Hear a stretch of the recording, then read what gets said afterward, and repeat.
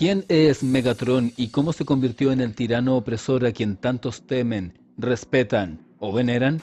Siempre hubo paz antes de la guerra, pero que no exista guerra no significa que el mundo esté funcionando como debería, y eso se muestra en esta historia, desde el principio. Cybertron es gobernado por un senado arcaico, arrogante, dictatorial, controlador y temeroso del cambio, aunque proyectan una imagen paternalista en el tono de hacemos lo que hacemos porque es lo mejor para ustedes. Un Cybertron controlado con puño de hierro bajo una apariencia de normalidad, en donde los habitantes ya han sido estratificados y los poderosos no están dispuestos a perder ese poder. Algo así como nuestra sociedad. Al mismo tiempo vemos un planeta en la cima de su avance tecnológico, con una ciudad poblada de enormes edificios, carreteras aéreas, puertos de descenso para las naves que circulan de forma habitual y anuncios en 3 dimensiones de cuanta cosa se pueda imaginar. Todo esto se sustenta en el Energon, combustible y sangre de los cibertronianos, el que es sacado de las minas, en donde podemos ver la otra cara de la moneda. Pobreza, rusticidad y transformers asignados para ciertos deberes, sin poder decidir sobre su destino. Cabe destacar que ya para este momento el Energon está proyectando escasez, pero no se ha llegado todavía a un límite. Pero como sucede casi siempre que existe una sociedad totalitaria, los excesos de los poderosos llevan a los débiles a querer terminar con esa situación, y a ellos mismos a cometer errores, confiando en que su poder y presencia bastan para contener cualquier potencial peligro. Es en este marco que el senador Decimus visita una mina para dar aviso de que ésta será cerrada, lo que desde luego no es del gusto de los mineros, quienes deducen con rapidez que no es un cierre por reestructuración, sino un modo de quitarlos del camino para automatizar, quedándose con un mejor margen de ganancia y sumiéndolos en una situación aún peor. Durante la revuelta que sucede a esto, uno de los otros se enfurece cargando con todo contra el principal de los guardias del senador y lanzándole a este un hacha, dejándolo malherido, justo antes de ser controlado por la fuerza junto con los demás. Esto podría parecer el fin de la revuelta, pero en realidad fue el inicio de una llama que ardería más que ninguna. Con un senador desaparecido tras estos eventos, el grupo de revoltosos escapa en una nave, sumergiéndose en las zonas de Cybertron que sean más apropiadas. Sentinel Prime es avisado de lo que está sucediendo, pero el duro líder no parece tener tiempo para asuntos menores y deja todo en manos de Prowl. Nuestro grupo de renegados han pasado a estar en Kaon, en donde se desarrollan arenas de combate bajo la premisa básica de ganar o morir, y desde luego existiendo mucho público y un rentable negocio de apuestas. El novato demuestra poder y capacidad de estrategia, por lo que no tarda en llamar la atención, y que su nombre empiece a ser recordado por muchos: Megatron. De forma paralela, la fama del otrora minero se expande, y la preocupación del Senado aumenta, ya que están en riesgo de que ese poder, en apariencia insignificante, se transforme en algo que no puedan controlar, lo que lleva al arrogante de Sentinel Prime a programar grupos de búsqueda que localicen la arena, terminen con el espectáculo y capturen a este llamativo tanque. Pero las cosas están en movimiento también en los oscuros pasajes de la ciudad, y Megatron recibe la ayuda de Soundwave para agregar mejoras y tecnología, y la de Swindle para contactar a los Seekers, iniciando un plan que excede a la arena, algo que dejará una huella imborrable en la raza y en todo el planeta. Reúne a todos los que puede, exclama con fervor un discurso en contra de las clases y el dominio absoluto del Senado, y termina encerrado junto con los otros bajo el control del concilio y sus oficiales de seguridad. Esto podría parecer el fin de la revuelta, pero no lo es, ya que en este momento se demuestra lo buen estratega que ha llegado a ser Megatron. Revela que siempre fue ese su plan, ya que al estar prisionero en la ciudad tiene la oportunidad de poner en práctica la etapa más arriesgada de su plan, en donde Starscream usa sus dotes de traidor para aparentar volverse en su contra, y Soundwave es liberado por misteriosos artificios que le dan el momento y lugar para interceptar las comunicaciones en el lugar.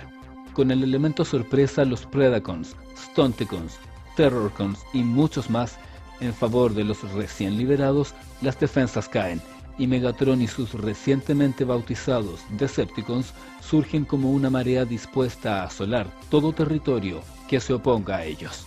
Sentinel Prime hace una nueva y espectacular aparición utilizando el Apex Armor, cosa que solo sirve para aumentar la humillación de su derrota y magnificar el recién ganado poder de los Decepticons.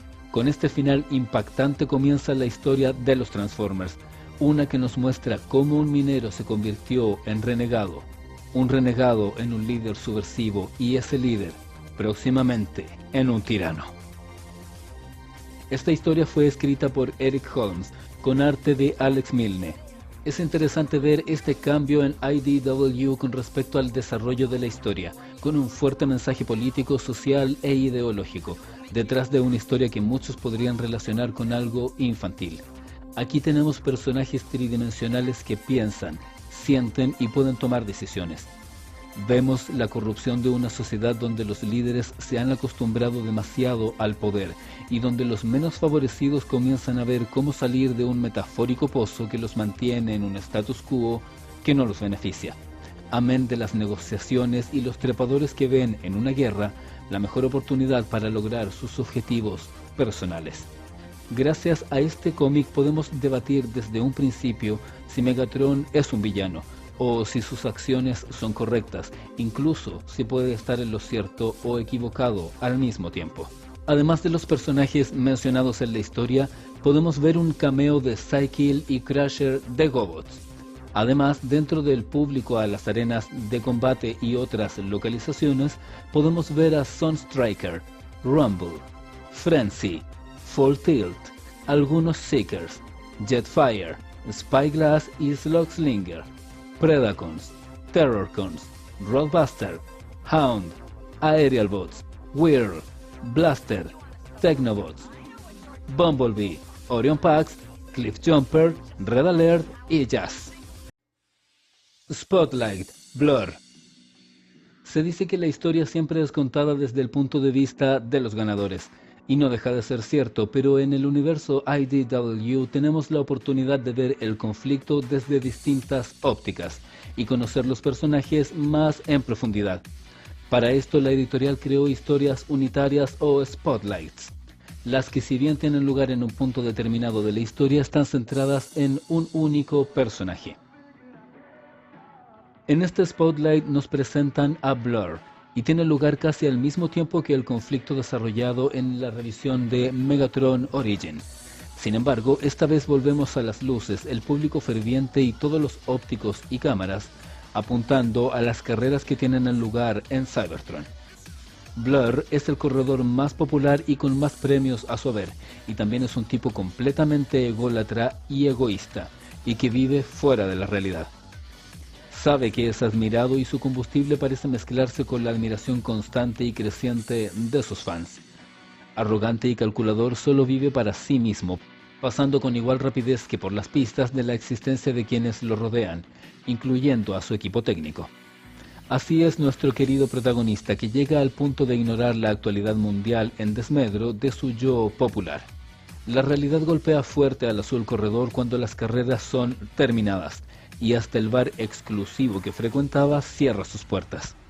De pronto todo su castillo de naipes se desbarata y cuando no hay luces ni fans gritando, se da cuenta de algo que para él es aterrador. Tiene las manos vacías. Aquí entra en juego el siempre manipulador Starscream, quien con su habitual labia pretende convencerlo de unirse a las filas de los Decepticons, sin amenazas ni armas, solo con un discurso que podría interesar mucho a muchos en el planeta. Coincidencia o no, muy poco después el corredor azul se encuentra con Orion Pax, quien le habla con claridad acerca del peligro que amenaza a toda la sociedad, llegando a mencionar aspectos hasta ahora desconocidos para el velocista. Todo esto en medio de la desesperada lucha de este escuadrón para evitar que maten a Zeta Prime. En el apartado técnico tenemos a Casey Kohler en el arte, junto a Joanna Lafuente en el color. La historia fue escrita por Shane McCarthy y los textos pertenecen a Neil Uyetake. Gráficamente el cómic rebosa carisma y color, sin ahorrar en detalles tanto de los escenarios como de los robots en sí, sin dejar de lado el aspecto de cada uno, que habla por sí solo de sus personalidades.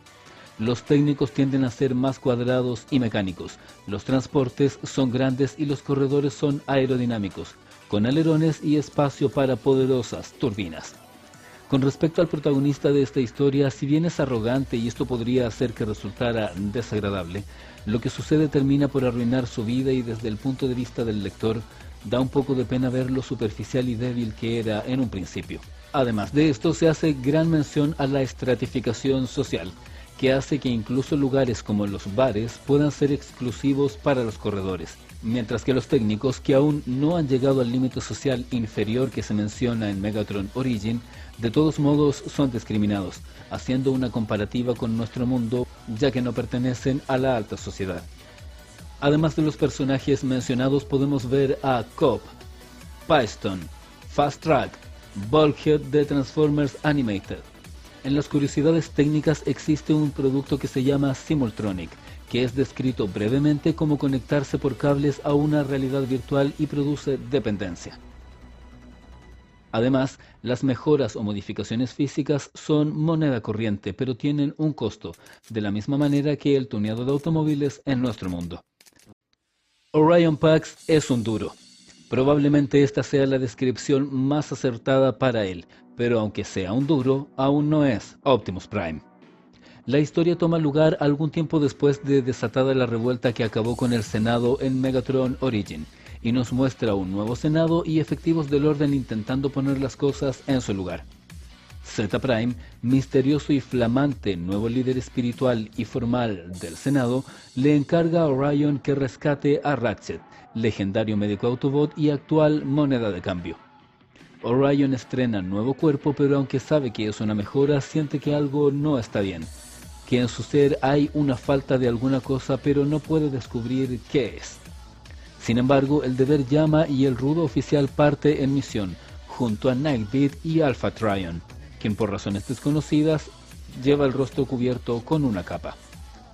Transporte con los prisioneros para el intercambio, mapa puesto en línea y el destino del grupo es nada menos que la mancha de óxido, seguramente el sitio menos deseado de todo el planeta, uno en donde nadie debería entrar y probablemente muy pocos podrían salir.